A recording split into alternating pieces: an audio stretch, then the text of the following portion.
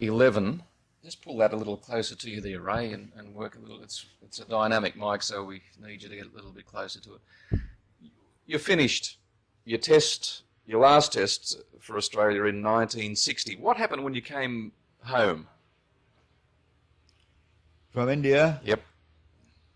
Well, we arrived home very tired, and don't know why we were tired, but something must have happened with the airplane. We were waiting at the airport, and the bus trip was upset getting to the airport. I think we left from Calcutta, and we arrived home very tired, and I think we had to play cricket against Western Australia, the last match of the season. Very close after we got home. And Burge was sick with hepatitis, Wally Grad, myself. I think that's all we had in the team for Queensland. But Wally and I played, and Kenny Mackay and Peter Burge did. Kenny Mackay was also sick. In that match against Western Australia, Wally Grad took 8 catches, and I bowled him when he caught the last one. I didn't get many wickets, but I at least got him a record because I had to bowl, not to try and get the batsman out, but make sure I got him caught behind. That was Wally's instructions. I don't know whether I did that or not, but fine, we got the chap caught behind. Was that your last Sheffield Shield appearance? Yes, that was my last match. I retired that match, and well, it was right at the end of the season. You'd had enough at this stage, you? Yes. Well, as I said before, I was going to retire before I went to India and Pakistan, but I thought, well, I should go and try and break the record, but I didn't get anywhere near it in Pakistan. I only played a couple of tests instead of playing the 8, as I thought I might. But so I had it in my mind to retire from cricket at that time.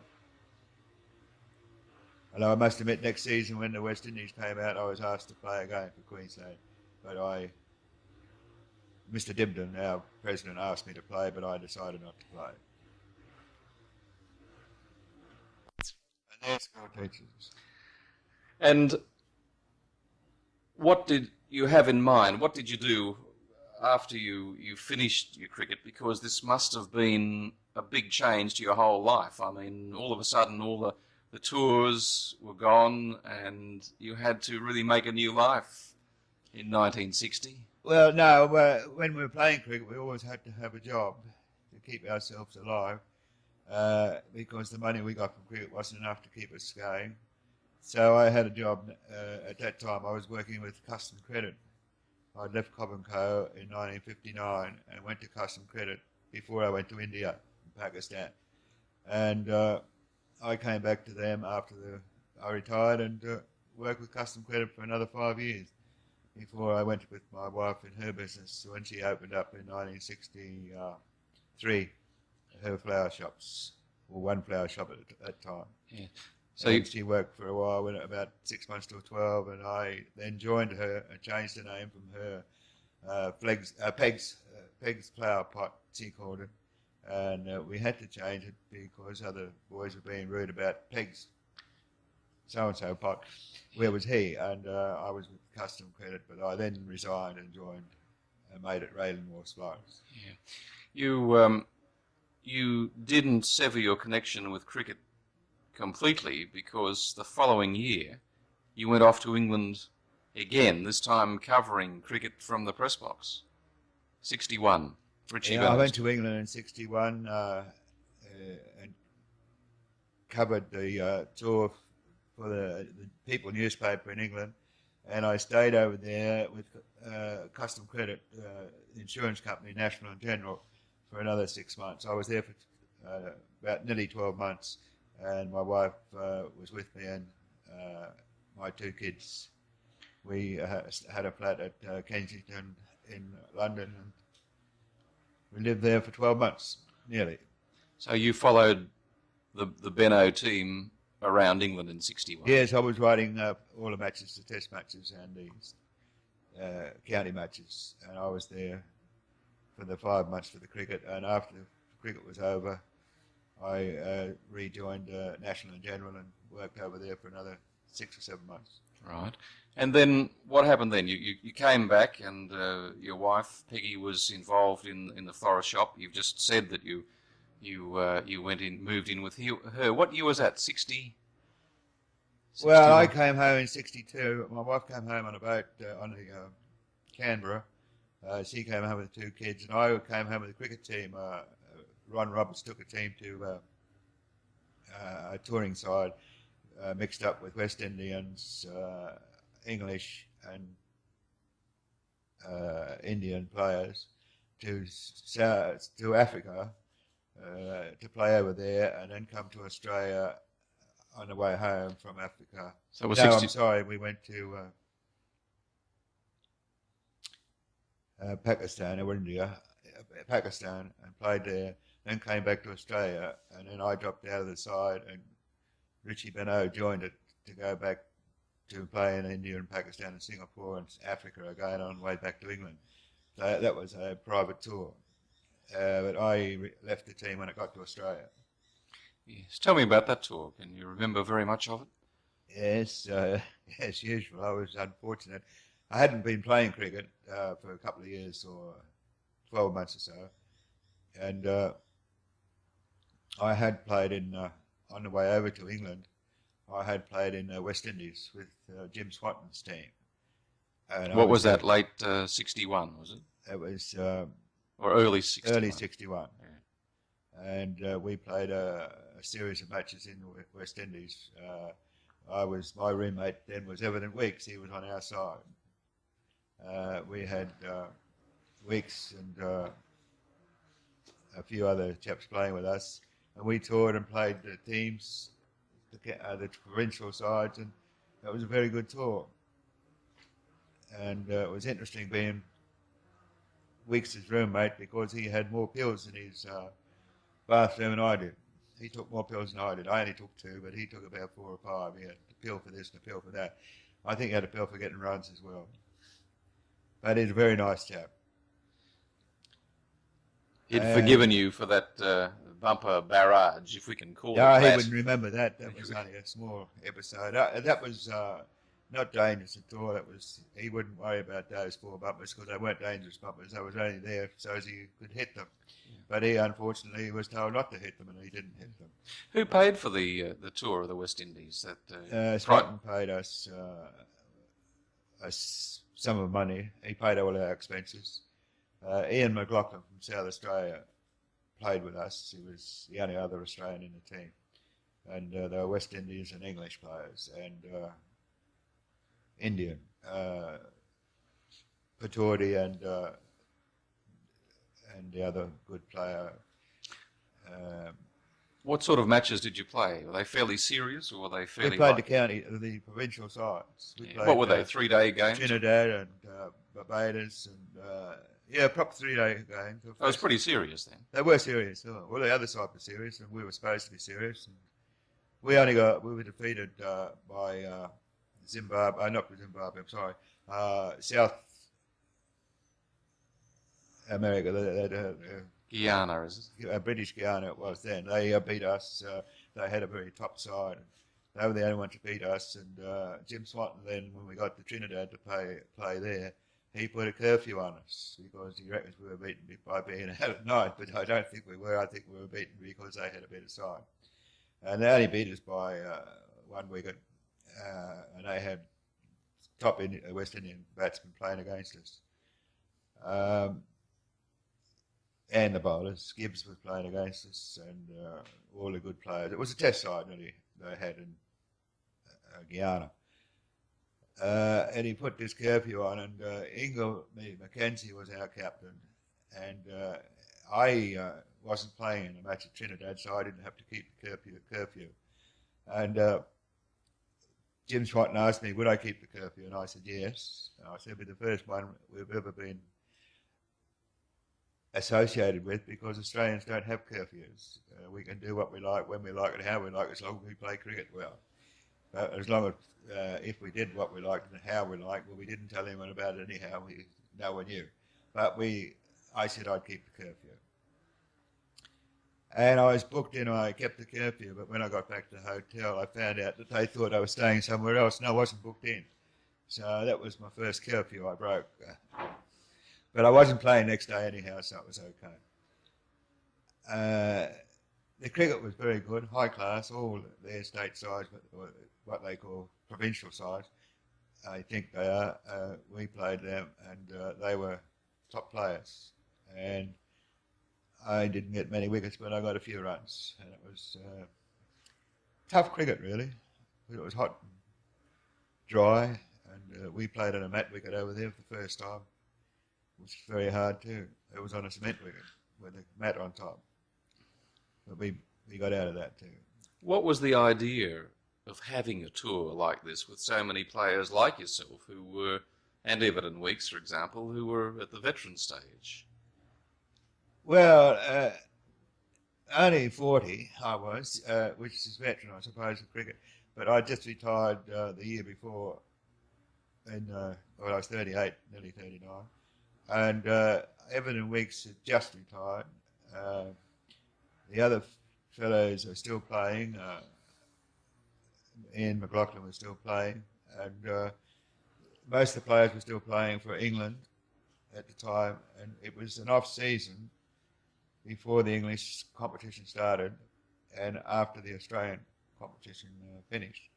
And how did you get involved in it? Well, Jim Swatton asked me to come over with the team, join the team. He possibly knew I was coming over to England to write, and he asked me to come over on the way over to and join them at West Indies. And what was his idea in having that sort of a team? I mean, why the West Indies, and why was it a Swanton private 11, if you like? Well, in those days they used to have cricket touring sides before the war, before 1939. They had Julian Khan. He used to have a team. He was a rich Indian, I think he was. He used to take all the a team away, mixed up with English players, Australian players, and I don't think he had West Indies players, but he had a mixture of the team, and they used to tour India, Pakistan, and, well, it was India then. I used to tour that country and tour Africa. And I don't know about the West Indies, but they used to make tours around there weren't so many cricket tours around at that time that they used to let people see them play. And of course, they didn't make any money, but they got the expenses paid, so that was okay. It was one way of getting cricketers to be seen all around the world. Yeah. Did the public have to pay to get in to see the matches? Yes, it was just the same as an ordinary cricket match, and they had to pay to get in. And that helped to defray the costs, I suppose. Yeah, that's what I paid for.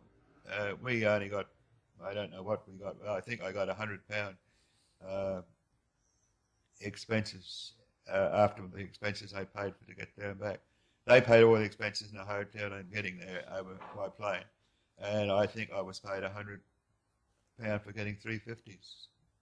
Being a good boy. Worked out well.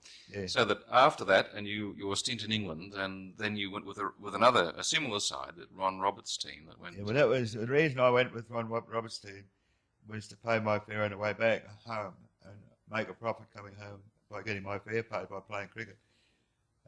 Unfortunately, that fell through because I didn't make the money it was paid by our custom credit, and they took the money back without me getting it. So I did it all for nothing. But I enjoyed the trip. I was unfortunate when I didn't. I was the captain of the team, as a matter of fact, on the way out to Australia, and Benno took on captaincy on going back. But I had a carbuncle rash over there, and I had to go to hospital when the team left. Ron Roberts' team left to go to Africa. I wasn't on the trip because I was in hospital, and I nearly lost my leg then. The doctor said I was a bit lucky I didn't lose my leg because the carbuncles went septic, and a doctor in the hotel cut them, and he shouldn't have cut them. He cut them with a razor, and it made the leg go septic, and I was lucky not to lose. I didn't lose it, but that upset my blood sample, and when I arrived in Africa, I had blood trouble. But it didn't make much difference because I wasn't playing flat out. But didn't get many wickets, but I got a few runs over there as well. It was a good tour. You must, in a way, for a man who's such a superb athlete, you must have a fairly delicate constitution in a lot of Well, ways. it's over a period of time I'm talking about. I get these illnesses or sicknesses, but most of my sicknesses were young kids' sicknesses in an older body. Like I got the measles and the chicken pox and the tonsillitis and blood not transfusion, but blood being mixed up through the carbuncles. Everything should have been happening when I was a kid, but they happened when I grew up. But, yes. And it's all seemed to have a very severe effect on you. Yeah, I'm probably still a kid at heart. Well, I think I've been healthy enough all my life, but it's only the extra it hurts when you're playing cricket and you're not 100% fit. It's a little bit harder to play, but you get by if you. We still play. And after your return from England in '61, your involvement with Custom Credit extended for another year or two before you left that to go in full time into the business with Peggy. Yeah, I stayed with Custom Credit for another 3 years, and then I went to join Peggy in her florist shops, and I just worked from there on. I've been working ever since. But I suppose I'd call it a fairly good life. But your association with cricket didn't end. No, I was with still a selector for the Brisbane state side. I was a selector, and I stayed a selector for about 6 or 7 years, until about 1967, 68, or a bit later, maybe up to 70 odd. And then I retired from the selectorship because of work, and I became another selector for Australia in about 1979, till about 1984. So I was still mixed up in cricket in a sort of a sense. I still did a little bit of coaching for the Queensland cricket when they asked me to. Right, and who would you coach? I go out and coach the state squad. Normally, I've been out, even now I'm not coaching at all. I get asked out when the Australian team comes up here and they're going on a tour to Pakistan.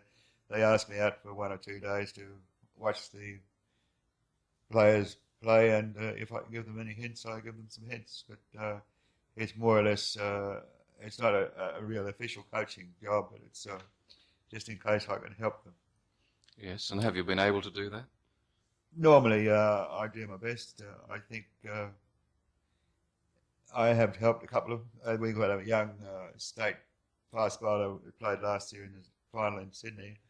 A Russian name, Kowalski or something. I went out and coached him one day, and I happened to notice he was doing something that I thought he could improve his action by changing it, and he changed it in the nets, but I told him not to change in the match until he was sure.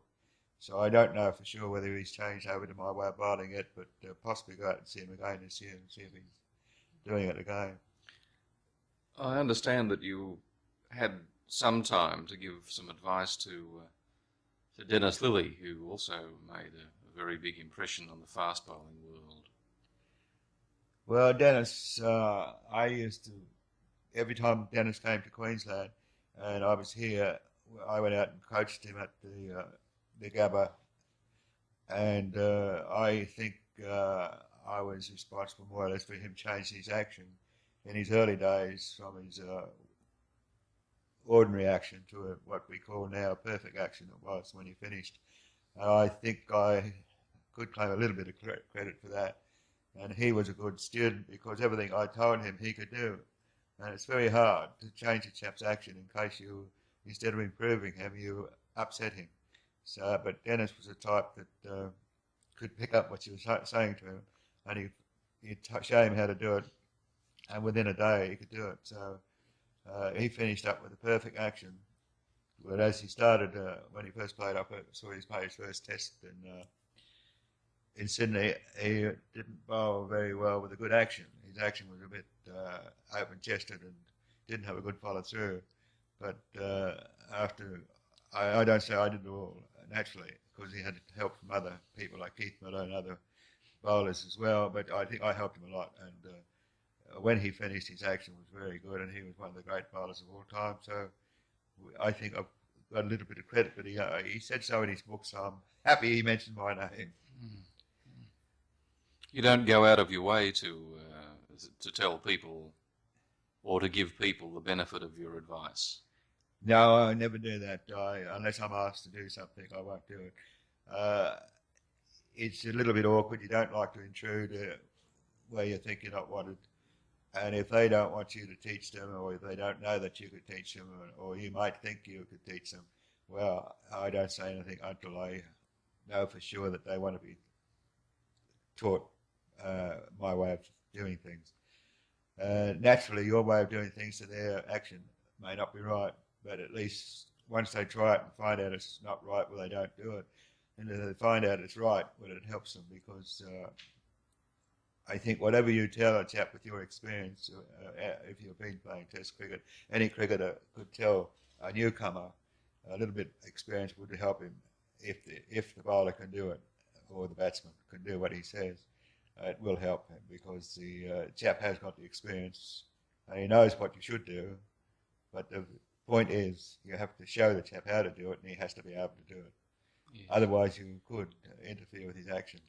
Yes, you'd prefer to go softly when it comes to suggesting changes in a person's action or his batting technique, rather than to come on strong and say, look, you must do this, that and the other. Because I wonder how many potentially good players have been spoilt because of unorthodoxies in their approach by people who've decided to change them. Well, it's true. If you're a coach and you're coaching a team of cricketers, there's, say, 15 cricketers you're coaching, it's very hard to change their style, because you've got 15 different actions to look at, or different ways of playing cricket. And your way compared to their way, your way might be right for you, but it might not be right for them. You have to work out a solution of their troubles, if they have troubles, that you're going to help them without hurting them. And it takes you a long while to watch a chap to find out how you can do that. You just can't do that in one day. You've got to watch them play and talk to them for one or two practices, and finally it clicks into your mind what you can tell that chap how he can do it, and it clicks into his mind how to do it, if it is a case of making him better. If it's not going to make him better, well, you naturally pull away from it and let him go back to his own style. Because he wouldn't be there if he wasn't a good player. He's been picked out to practice under your guidance, so he must be a good player. And if you can't change him around to what you think he should do, well, therefore you don't do it, because you will interfere with his style, and his natural action would be upset altogether. They asked me to coach Jeff Thompson when he came up to Brisbane, and I looked at him and went out with him a few practices, and I said to him, well, Jeffrey, I can't change your action, because you have an action that is different to one I've ever seen before. Now, I know that what you are doing, you're getting a lot more benefit from your bowling action than I think if I change it, you wouldn't have that benefit. So I won't say a word about how to do this and how to do that. I'll let you go your way. And all I told him was look at the stumps when he bowls, look at a spot on the wicket, and how to hold the ball and grip the ball and swing the ball and all that. But I didn't tell him to change his action, because I think he had a perfect action for his way of bowling. And as I said before, unfortunately, when he hurt his shoulder, or before he hurt his shoulder, he changed his action and changed his run-up. And I think that made him a little worse bowler than what he was before. He was a frightening bowler when he first came into the game. He used to get the ball up sharply off just short of a length. But later on, he was bowling more round arm and side on, and wasn't side on properly. And he was easier to pick up. And the batsmen weren't as afraid of him as they were when he first came into the game. But then again, that's only my opinion. Yeah.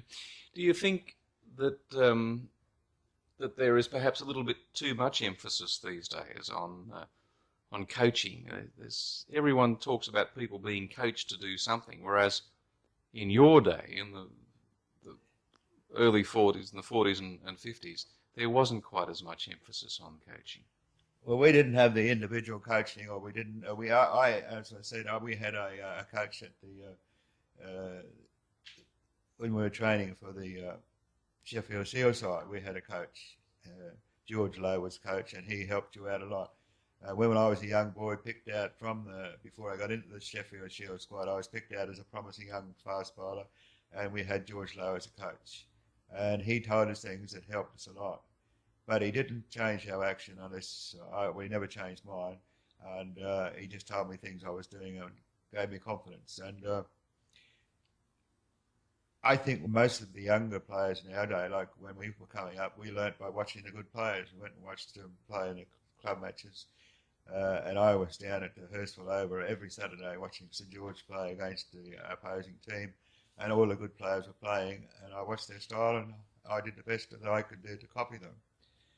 And I was very lucky because my brother was 3 years older than me, and his friends were all 3 years older, and they were watching at the same time.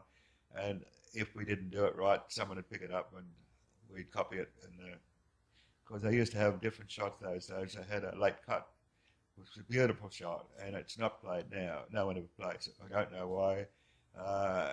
Maybe the wickets are different and the bowlers are different. But the late cut was all the good players could play it. And that was a beautiful shot to play because the ball used to go down slips off a late cut so fast that it was 4. Whereas if you cut a ball into slips, it was trickle down for 1 or 2 runs. But it was a lovely shot to watch. But I haven't seen that played since Keith Miller retired, and he only played it once a season. But he was one of the late cut players before the war. But he went out of the game after the war. But that's by watching you see how to play that shot. And no one told us how to play it, but we all could play it. I don't think anyone can play it now because I've never seen it play. Yeah. Tell me about the changes that you've noticed over the years. Obviously, you mentioned some time ago that the wickets before the war and in the time you played generally were a lot different to what they have been, say, in the Lily Thompson era and after. Well, in our era, after the war, the wickets were very good batting wickets, as you can see by the high scores, and the bowlers didn't get the figures that they got afterwards, especially the fast bowlers. Most wickets were by slow bowlers because they were hard, dry wickets. And they changed that, I'd say just before Lillian Thompson came into the game, they changed it up here anyhow in Brisbane. They let the grass go on the wicket, and the wicket that Australia played England on in the first test that Thompson played in up here with Lillian Thompson against England, it was frightening because the wicket wasn't a good wicket. It was grassy and had grass lumps in it, and the batsmen all got hit on the hands and the body and all got hurt, and it was a frightening wicket for them. So, and after that, when they went all over Australia, they had the same type of wickets. And they mightn't have been as bad as one in Queensland, but they were shocked by what happened to them with Thompson and Lilly, that they didn't recover. So by and large, wickets were a little kinder, you think, to quick bowlers after you departed from the scene? Well, I say that, whereas you do get good wickets like this season in England, the wickets were good again, and all the jet bowlers got not many wickets, and the batsmen got a lot of runs. It's the conditions of the weather that helps a lot to make a wicket. And if it's very hot and dry, well, the wickets are good for the batsmen. If it's rainy and dull, it's good for the bowlers because the grass grows and they don't cut it all off. And the weather's cloudy, the ball swings. So conditions do make a difference, whether they change the wicket or not. But I think they have left more grass on the wickets over the last 20 years than they did in our day. Well, I didn't see many grassy wickets. We had about 1 or 2 in Sydney in 1950, about 51, before the West Indies came out against Victoria, the 2 matches where all our bowlers were warned. But as I said before, I didn't play in those matches, even though I reckon certain writers said I was warned, but I've never been warned by an umpire for bowling a pump or anything like that. And that was the only time we saw grassy wickets at my time. And unfortunately, as I said before, I didn't play in them.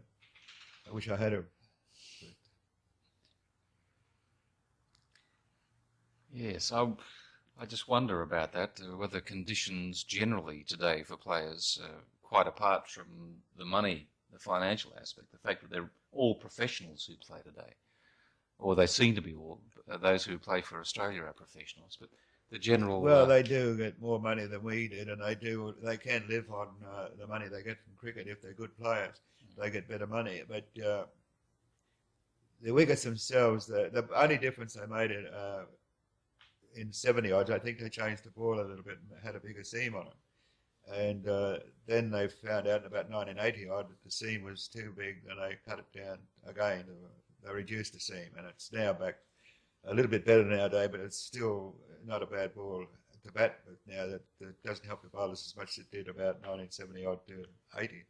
Right. But that's the only change I know they made with the cricket ball. So you reckon that that you would have liked to have bowled with that the ball with the bigger seam in the 70s?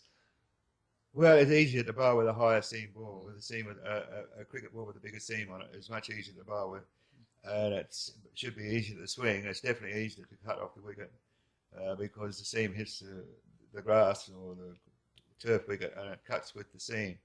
And the seam being bigger makes it cut easier. So naturally, it's unless the cricketers today are better players, they cut the ball more than they did in our day. So they either are better players or the wickets are helping them more. Modern, modern day players fitter than they were in your day? They should be fitter because they have more opportunity to train. We had to work every day of our life, and the only time we got off the train was when we sneaked off from the boss was not looking or something like that, and we got off at say 3:30 or 4 o'clock and had 2 hours practice Tuesdays and Thursdays, and normally you couldn't get off both days, but you got off one out of the two. But nowadays the cricketers practice a lot more and have more time off to practice and more time off to train, so they should be fitter. We used to do a lot of private training. I used to get up every morning at 5 o'clock and run 5 miles every morning, well, four to 5 times a week, sometimes 7. But I don't think all our cricketers did that. But if you were keen, you had to train. And the fitter you are, I think the better you'll play.